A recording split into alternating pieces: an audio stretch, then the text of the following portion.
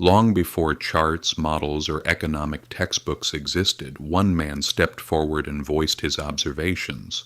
What he said was not empty rhetoric. He recognized something that most systems still choose to ignore. Wealth does not rise in a straight line. Power does not accumulate forever. And prosperity, when left unchecked, lays the groundwork for its own decline. This was not a theory manufactured in universities.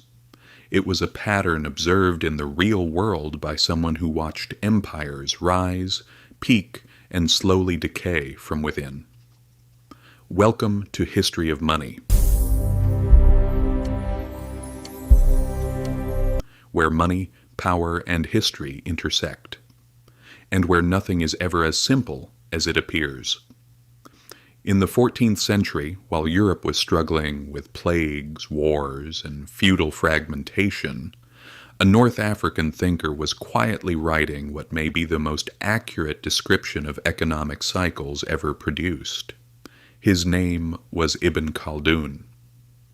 Centuries before Adam Smith and modern macroeconomics, he explained why economies expand, why states grow bloated, and why they eventually collapse under their own weight. Born in 1332 in present-day Tunisia, he entered a world that was anything but stable. Dynasties rose and fell rapidly. Cities prospered, then declined just as quickly. Plagues devastated populations. Power constantly shifted hands. This was not a calm laboratory for abstract theories. It was chaos, and that chaos became his focus. Ibn Khaldun served in royal courts. He advised rulers. He witnessed governments mismanage wealth, overtax their populations, lose legitimacy, and then act surprised when everything unraveled. Over time, he noticed something disturbing. The story was always the same. Different names, different religions, different regions, but the same cycle. Discipline to comfort, comfort to luxury, luxury to decline. At the center of his thought was the concept of asabiya, briefly translated as social cohesion, but economically far deeper. It means trust, shared incentives, the willingness of people to work together for a greater purpose. Societies with strong cohesion were productive, resilient, and capable of generating wealth even with limited resources, because their structure was sound. But success changes behavior. As wealth grows, elites distance themselves from the productive base.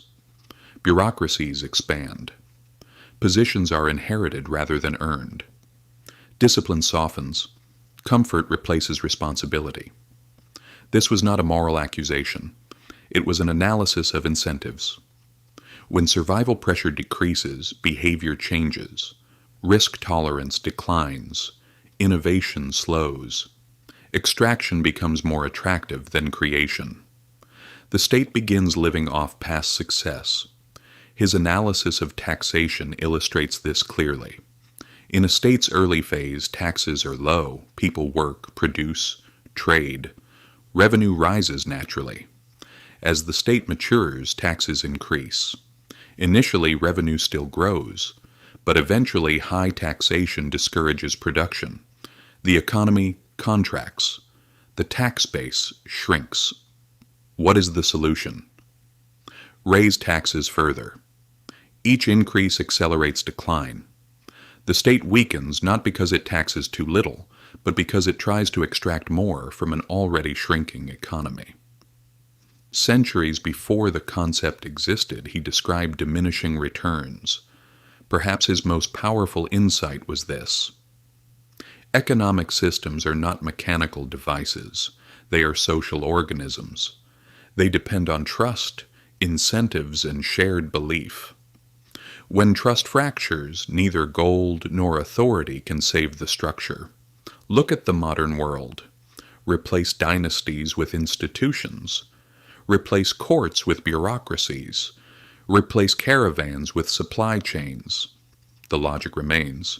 Today, asabiya, A B appears as institutional trust, trust in currency, trust in rules, trust that the system is fair. Everything ultimately rests on trust. Over time, financial engineering begins to outperform real production.